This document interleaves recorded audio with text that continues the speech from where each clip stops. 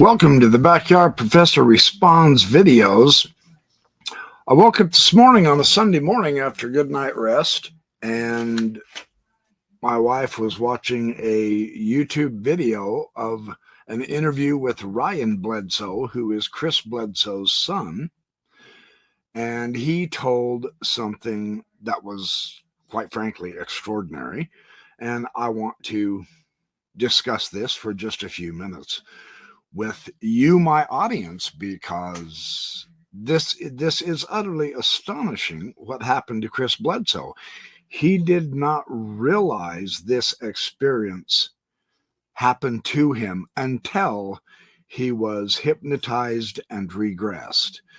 To him, he had only been gone when he encountered the UFO. He had only been gone for a few minutes. To everyone else in, quote, real time, who was at the river fishing, he had been gone for 4 hours, and that was hard for him to adjust to. What happened to Chris Bledsoe during those 4 hours was the question, and Ryan shares this in an interview he just recently had on a website. And this is absolutely tremendous. This is quite astonishing, and I want to share this with you. So let's take a look. Crazy things. So we find out post-hypnotic regression, his memories started to come back to him of being gone. And what happened was, so I said he turns and he looks around, he sees a third one, and then he remembers being at the river.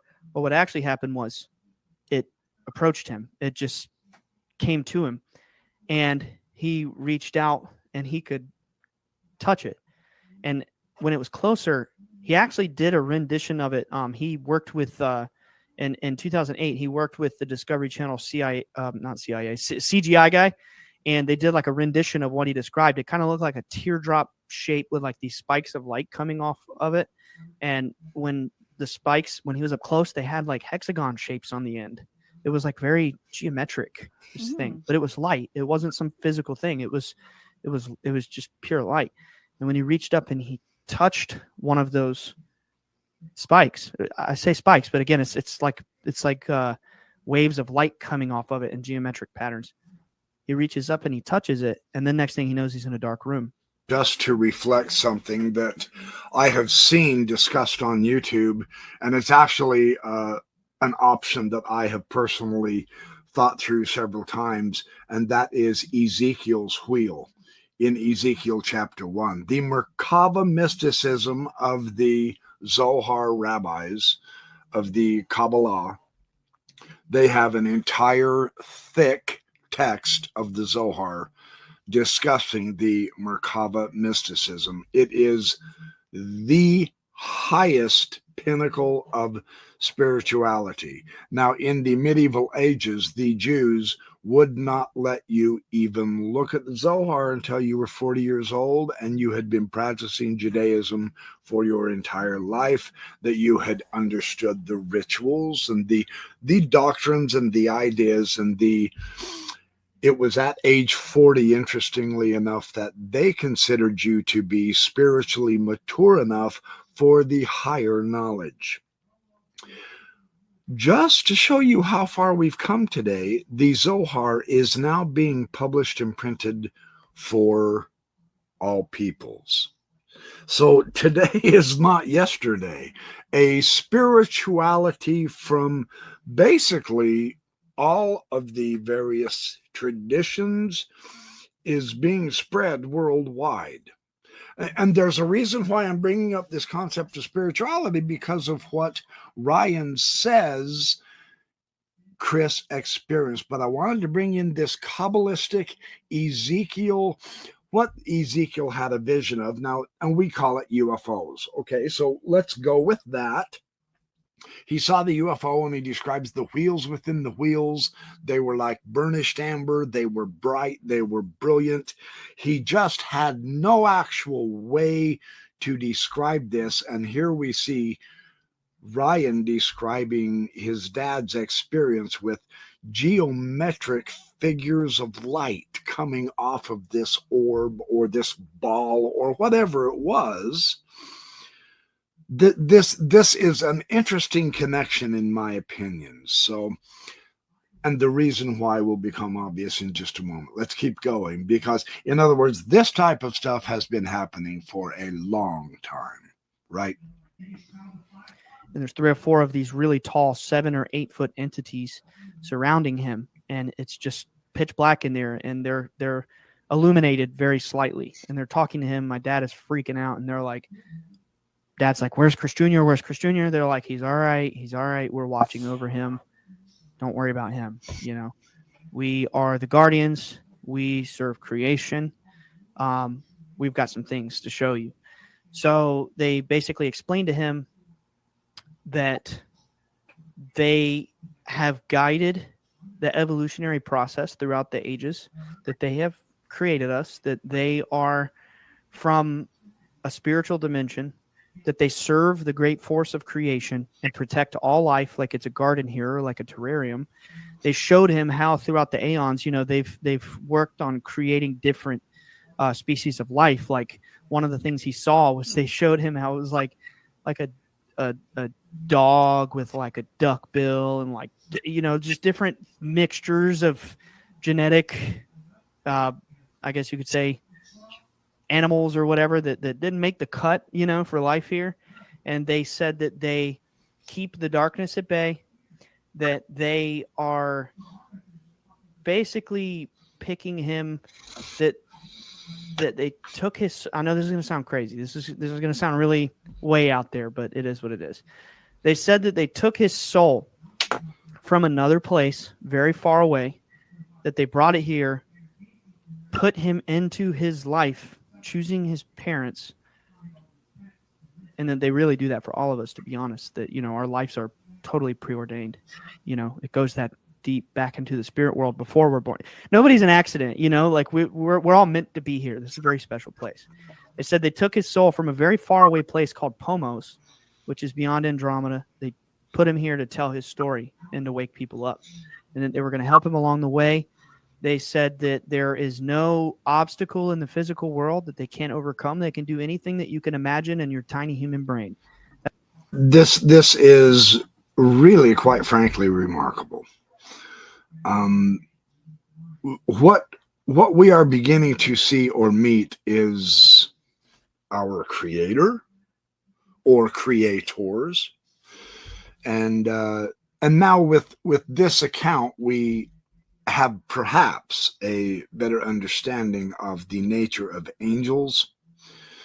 We are seeing these as a more because of our technological culture, more of a technological aspect. Perhaps they remind us of AI or of this idea of the flying saucers. They go fast and zippity doo dah, etc., because of our culture being based on science, whereas in the medieval times or the ancient times, angels could not possibly have been in that kind of a metal sphere or a metal flying saucer.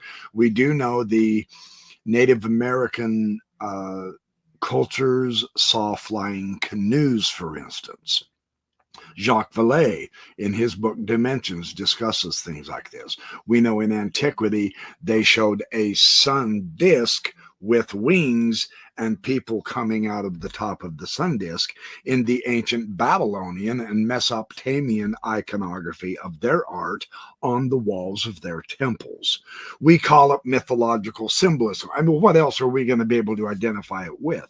But now with descriptions that are coming out of what is happening with us now, we recognize pretty much the same experiences, just artistically presented in a different manner based on the ancient cultures. But it's not that they were primitive mumbo jumbo spiritualist idiots who couldn't understand, and we have advanced in our own greatness in culture and science so that we are vastly superior to them. No, apparently it's been happening all the time, and each cultural expression is within the realm of comprehension of that specific culture in that specific time and place. This is quite remarkable. We are spiritual beings. I just did 2 live shows discussing Diane Pasulka's interpretations of this, of the emphasis on the experience with the UFOs and the aliens as a spiritual situation.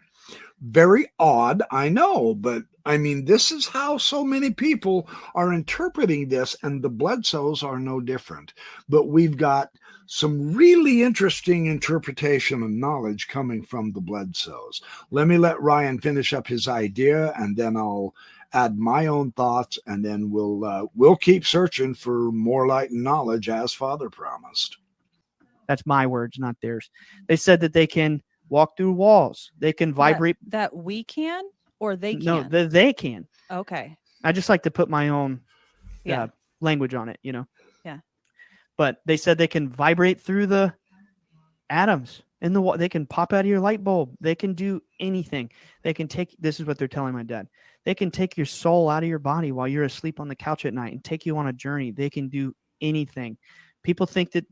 I'm going to confess that I have actually had those experiences in my sleep of having what they call flying dreams. Yeah, I've had flying dreams. The other interesting description here of Ryan is that they can go through atoms and that they can pop out of your light bulb.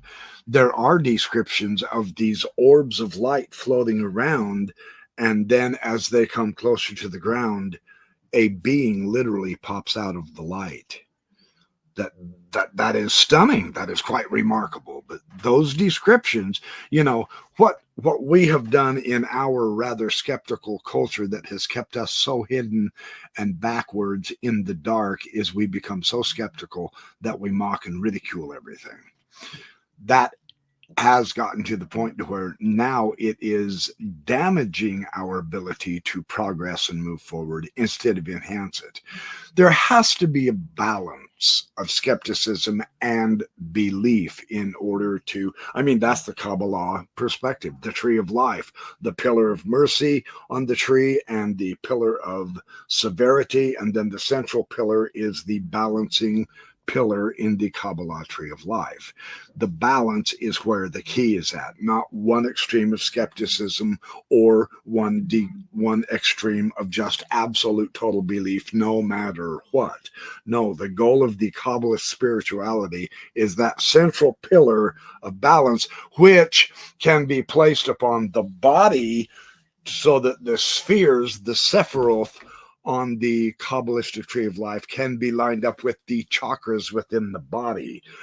There is a whole spiritual system that has developed, and these people are just light years ahead of us technocrats who think we know it all, and we're just basically in poverty intellectually and spiritually. Perhaps that's why now the UFOs are becoming much more prevalent. I don't know. I'm just throwing that out there. We're talking about, just physical aliens here. We're not. We're talking about omniscient, omnipotent, higher frequency beings that come from a dimension far above the material plane. They can do anything.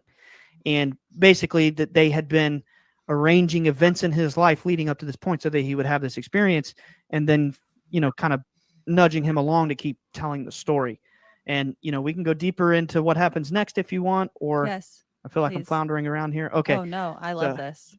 So they did tell him, this is, again, we're talking about the original 2007 experience here.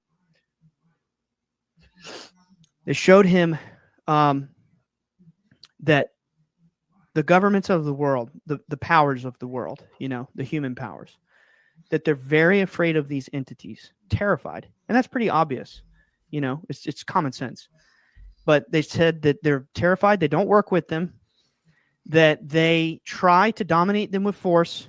And they kind of like, they indicated that like, it's pointless. It's meaningless. Like they can't do anything, we do what we want.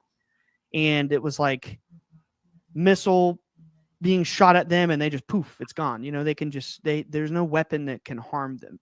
They are not physical. They are not material. You can't harm something that is not material with physical weapons, And they showed him, I don't quite understand what it means, but they showed him something about the sun. There's something special about the sun, like that they come from it, or that there's a portal in it, or something to that Like effect. our sun? Yeah. Wow. The sun. So if I can just throw in a brief comment here that's probably going to get some groans from some of my audience. I get it. It's all good. But this is crazy because Brigham Young, yeah, that one, Brigham Young, the second so-called prophet of Mormonism, said that Joseph Smith himself taught that there are beings who live on the sun. And I mean, talk about a point of mockery, right? And who can blame us? You know, right. We can't hardly stand the deserts in California, Death Valley in Nevada, when it gets to be 120 degrees. It'll cook you dead in just a few minutes, and you're telling us beings live on the sun. Yeah, tell us another funny one. But they appeared to be pretty stone cold serious. They didn't say it was beings with our human characteristics. In our egotistical, self-centered, king of the universe ego ID thinking, we are the pinnacle of creation. We know all. We do all. We have total power, etc. And we're not even an ant. But it's threatening to our egos to suppose that there are higher dimensional beings, unless you pull the religion card and call it God, and then you're safe again. Oh, well, yeah, that's just God. Now, let's go back to being kings of the universe. I mean, that seems to me to appear how we humans have acted. But this is actually an opening up of a better focused context where we really do now get to swallow a humble pill, because these extra dimension beings obviously have, quote, powers that we can't fathom or understand or do yet. And the only reason we want to do them is so that we can dominate and be more powerful still. We are so stupidly narrow-minded, all we think of is power instead of blessing. And that's why the Bledsoe story is so important, because it's bringing back the focus of forget power. Blessing is the much greater thing to encompass and have here. Now, ironically, interestingly, there really are reports, I get this, that there are dead alien bodies, right? So his description here of these beings saying, yeah, well, they can zip through atoms, they're very powerful, they're from a different dimension, they have been manipulating the genome of all of creation, etc. Thank goodness they're the guardians of creation and not the destroyers of creation. But all of this kind of thinking is somewhat contradictory of the rumors we've heard. Now, I have never seen an alien dead body, so I seriously don't know. I am completely ignorant of it, as I suspect 99.9999999% of the rest of us are. But there are valid reports of people who appear to me to be credible at this point who claim they've seen dead aliens. So, see, this is the nature of this subject. We just don't have the total knowledge yet.